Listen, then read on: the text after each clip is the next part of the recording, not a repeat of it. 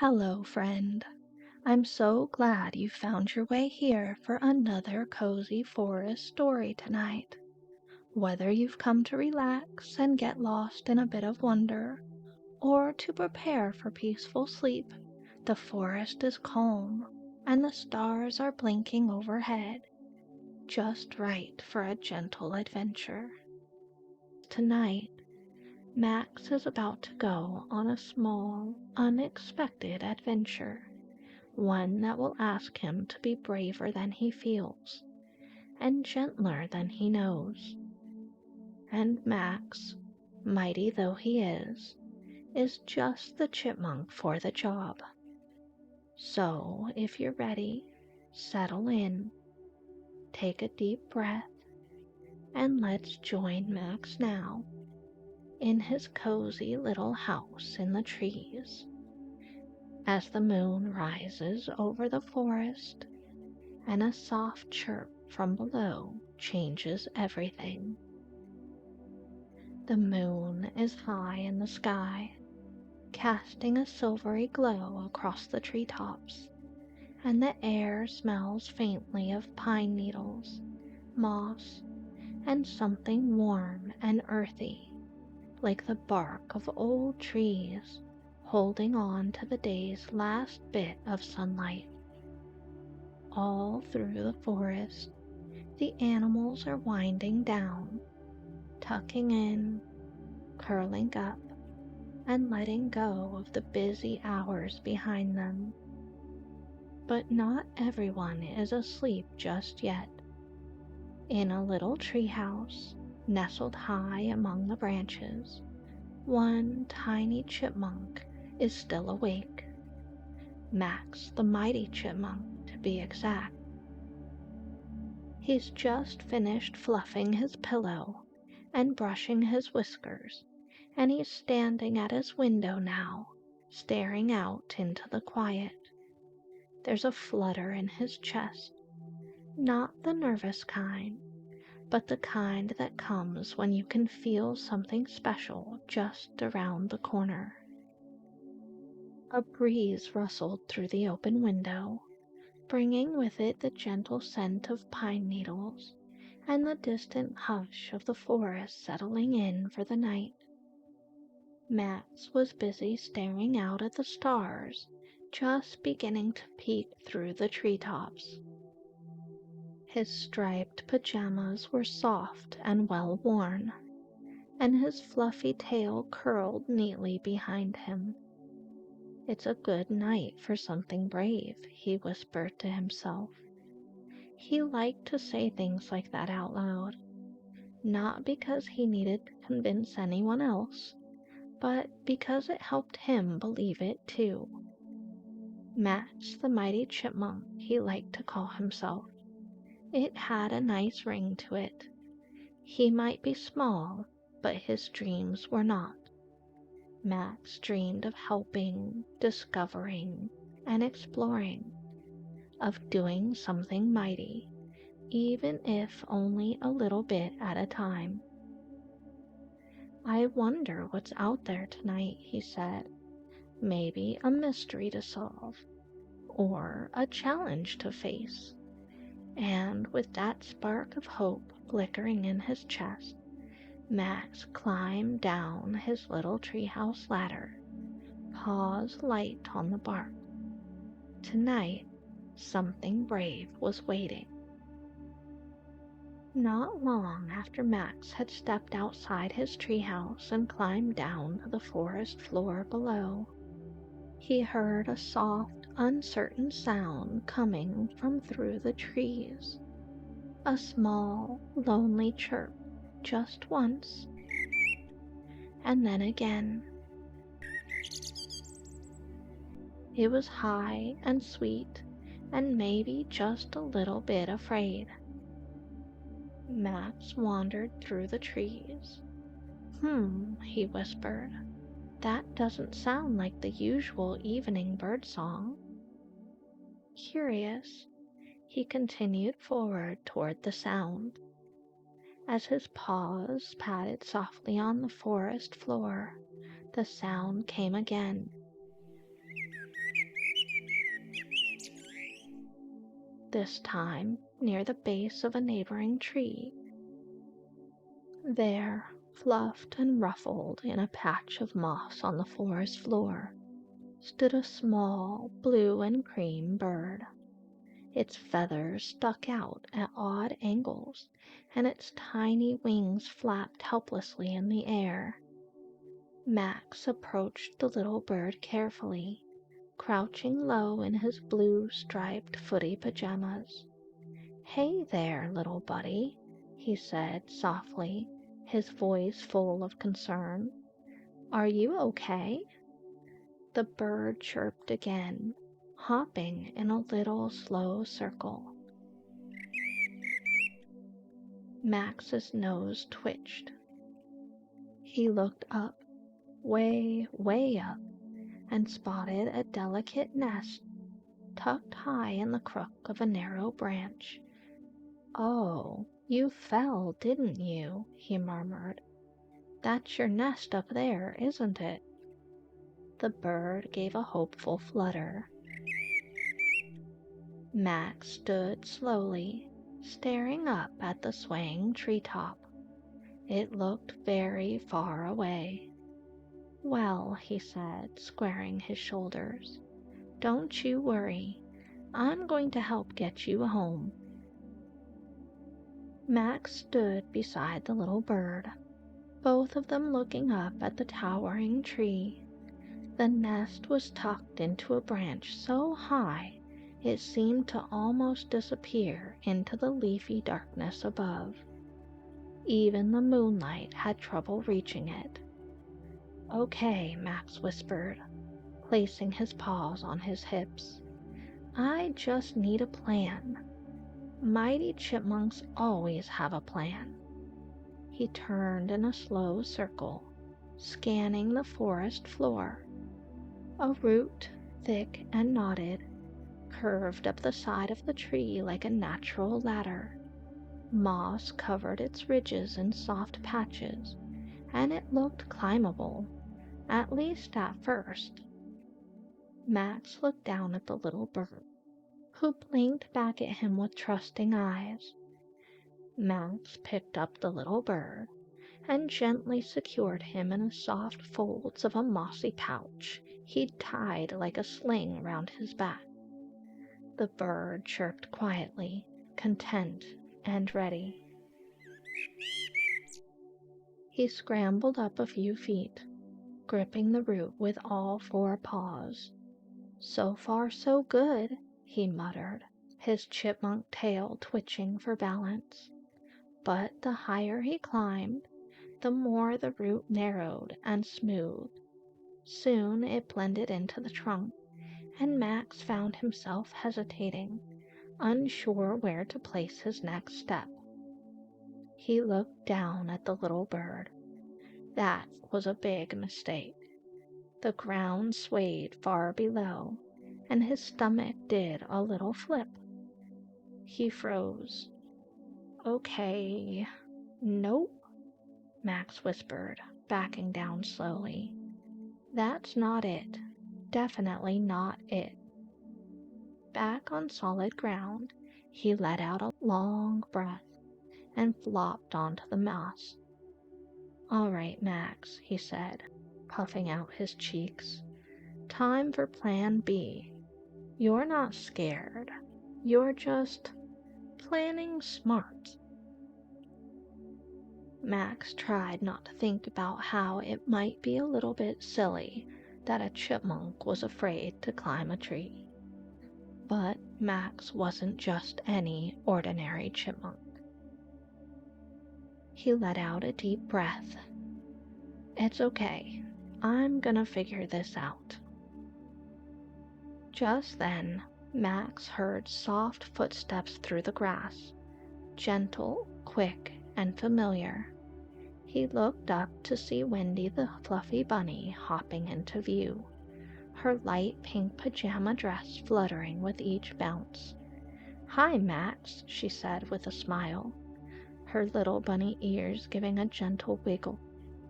"What are you doing out so late?" Max stood up a little taller and puffed out his chest, "I'm on a mission," he declared.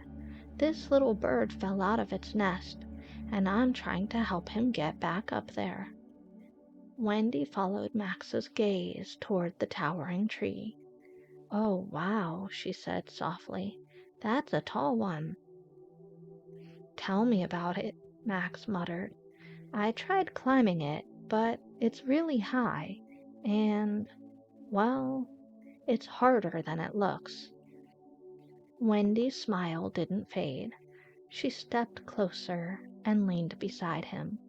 "Helping someone else, even when it's hard, that's really brave, Max." He looked at her, his tail twitching. "But I didn't do it. I froze halfway up." Wendy shook her head. "Being brave doesn't mean doing something perfectly the first time.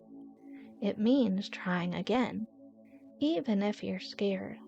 One step at a time, remember?" Max took a breath, letting her words settle. "One step at a time," he echoed.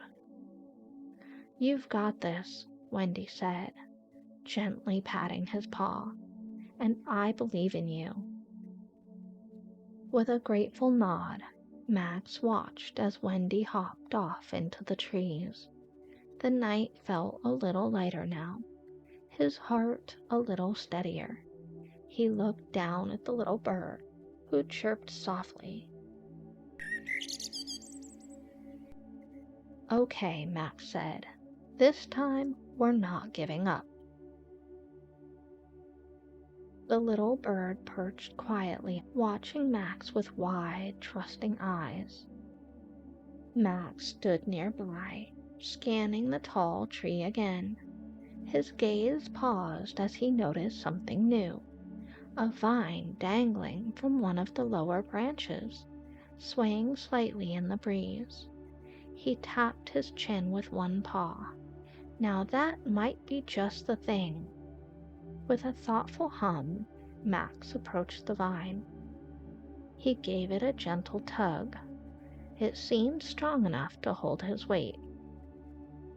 "All right, team," he said, glancing at the little bird and then up at the tree.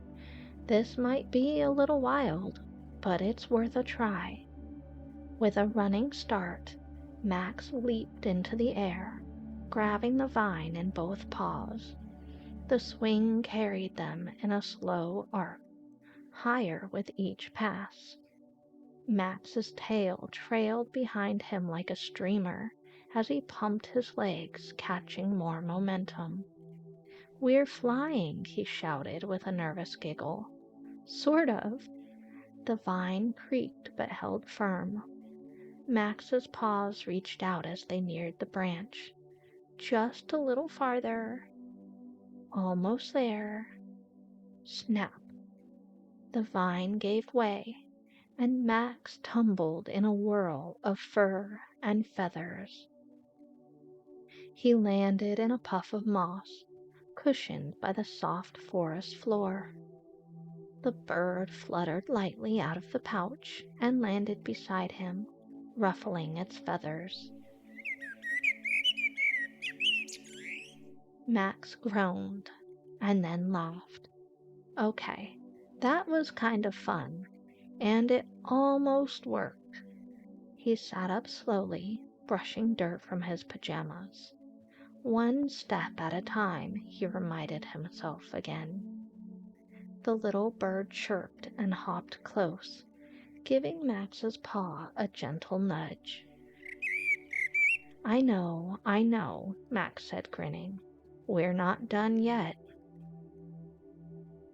Still brushing moss from his onesie, Max turned at the sound of footsteps, slow, soft, and steady on the damp earth. From between two nearby trees, Clover the bear appeared, her dark fur gently misted with dew, and her lilac pajama top catching just a hint of moonlight. "Max," she asked, her voice gentle, "are you okay?" Max quickly stood straighter and puffed out his chest.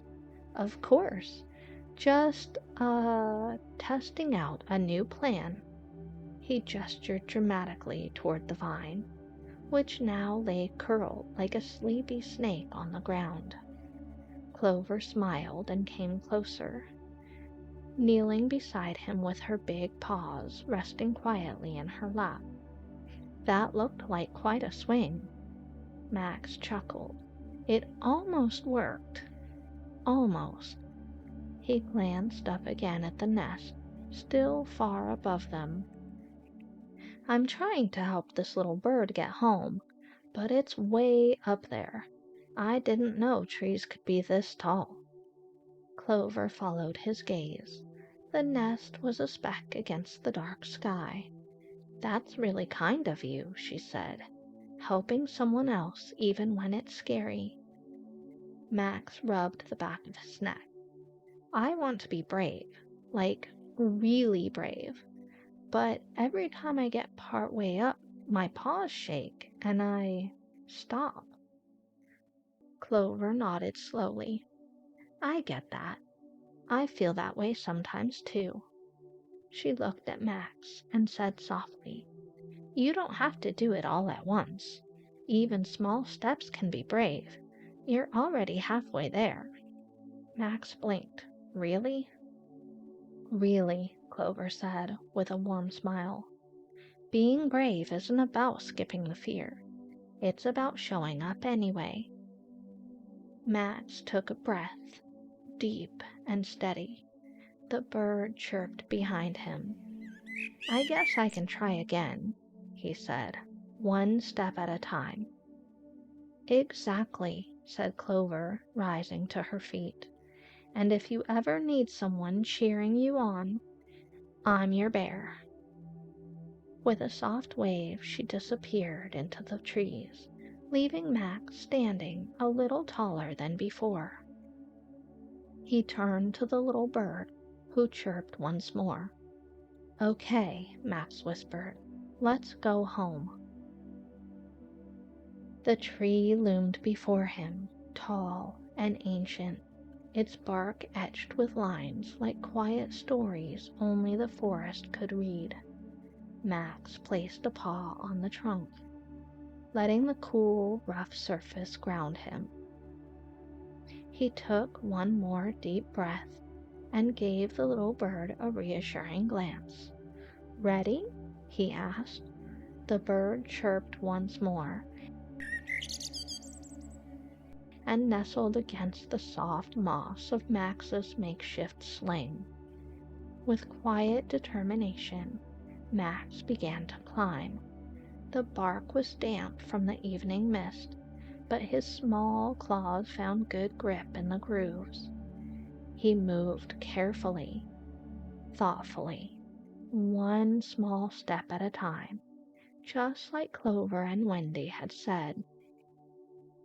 The forest sounds faded behind him as he climbed higher.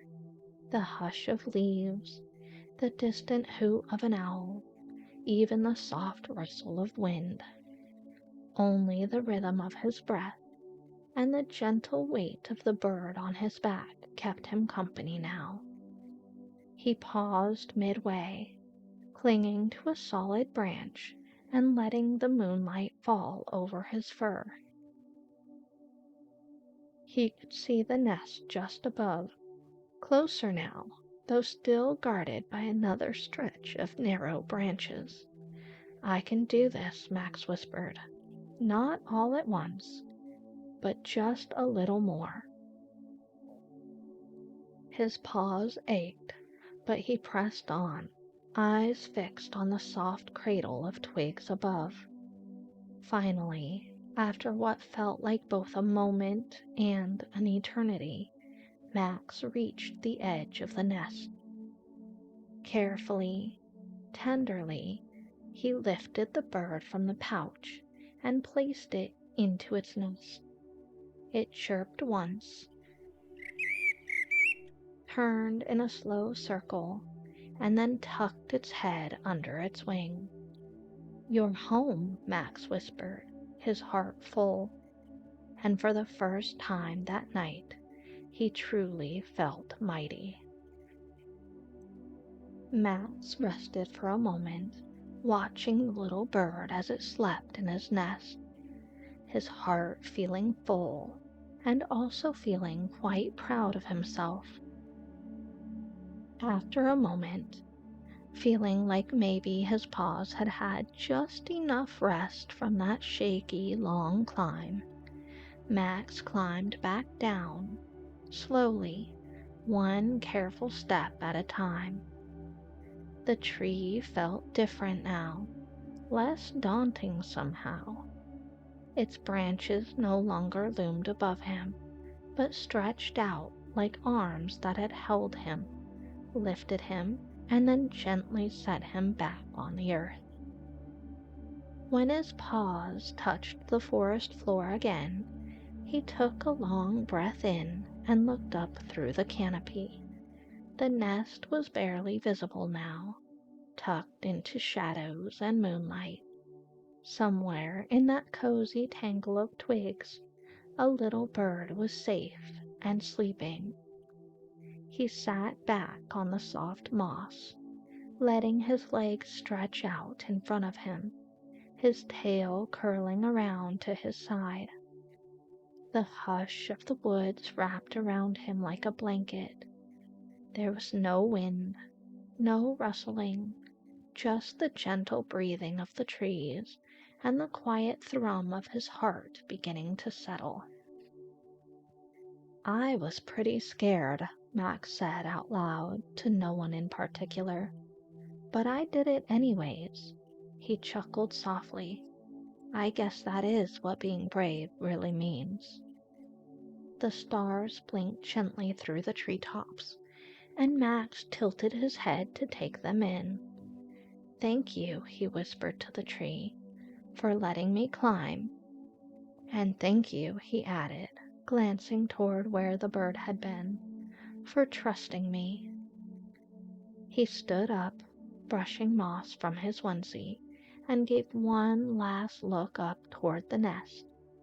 Then, with his shoulders a little straighter and his step a little lighter, Max turned toward the path that led back to his own treehouse.